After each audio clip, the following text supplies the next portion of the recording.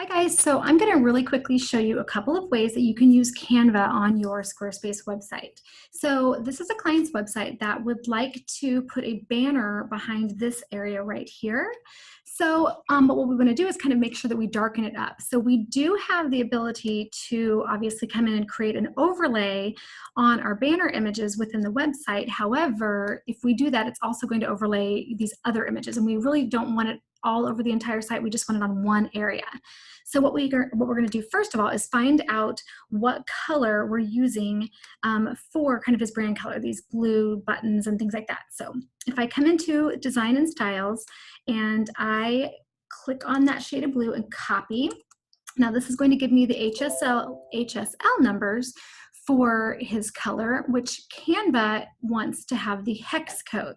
So we are going to need to find out what that hex code number is. So this website is fantastic, hslpicker.com. You'll see right here that it has HSLA. If I just paste in his numbers, I now have the hex code number over here. So I can copy this. So now what I've done in Canva, when you go to Canva, it's canva.com, you can create a design and they give you all sorts of different options that you can choose from. When I'm making a banner, I typically choose the presentation option. So obviously the presentation option really wants me to do like an actual PowerPoint type presentation.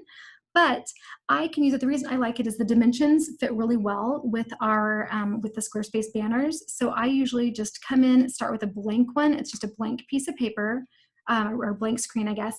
And then I come in and choose like a photo or a background or something along those lines to add. So in this case, I mean, this could just absolutely be you could put effects on it or a filter, and that could be your banner right off the bat. Or what I'm going to do for his to get that overlay is to put a square over the top of it and then resize it so that it becomes a rectangle that covers the entire thing. I'm then going to come into the color of the rectangle and paste his hex code in so that it matches exactly. And obviously this is way too dark. We can't see the picture. So if we come into transparency, I can now kind of play around with this and get it about the shade that I want it to be. I just want that image to kind of be popping out of the back end, and that's it.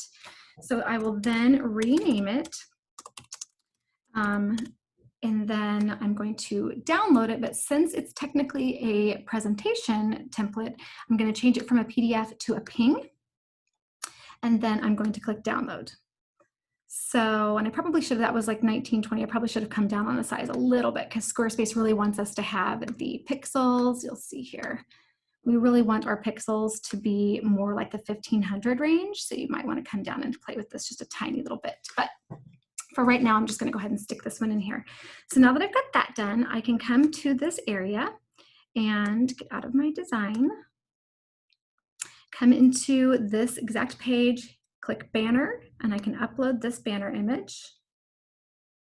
And there we go. And now all I'll have to do is take a peek at some of the fonts and things like that to see if they need to be lightened up, if they need to be changed to white. The fonts, we typically in Squarespace get 4 fonts. You get your heading 1, heading 2, heading 3, and your body or normal font. And they're all going to be the same size and color. However, when you put them on an overlay, then they will all even out, or I'm sorry, you can have a separate option. So we can actually change this to, it automatically changes to white, but we could change it to any color we want to do. Sorry, I was thinking even out because these are uneven. It's going to bug me. I will worry about that later. So the other thing that you can do is, so I had originally come into Canva, and in this case, I just used, I believe, the Facebook post. I typically like social media because it's always square, but you kind of have to think about how much space you want to take up on a page. The Facebook post is a little bit more of this rectangular shape. So this is always a really good, easy place to start. This was in case we wanted to, rather than having this text here, we could actually create our own buttons by creating an image. So we basically just used, this is an element, it's just a shape that we chose that is right here. And then again, I put that custom color in there and then used just a standard font and put the word start here. Now this is obviously not going to be, the word start here is actually not where the link is going to be. When I save this as a PNG and then upload it to my Squarespace site, just like any other image, I can then turn it into a button itself. So any image that you have on your website can be turned into a button just by going into the image and saying edit, going into design, finding the click-through URL, and you can either choose then to have it linked to an actual web address, to a page within your site, email, a phone number, a phone text, or a file that you upload.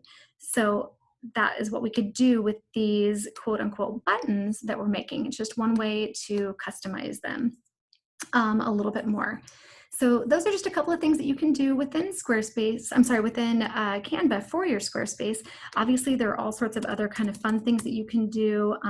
You could do like animated sparkles on, if it was something that you wanted to just add a little bit of a pizzazz. This you would save as a GIF or a GIF, depending on how you want to say that. And then you would have a little bit more of an animation with your button that you are saving.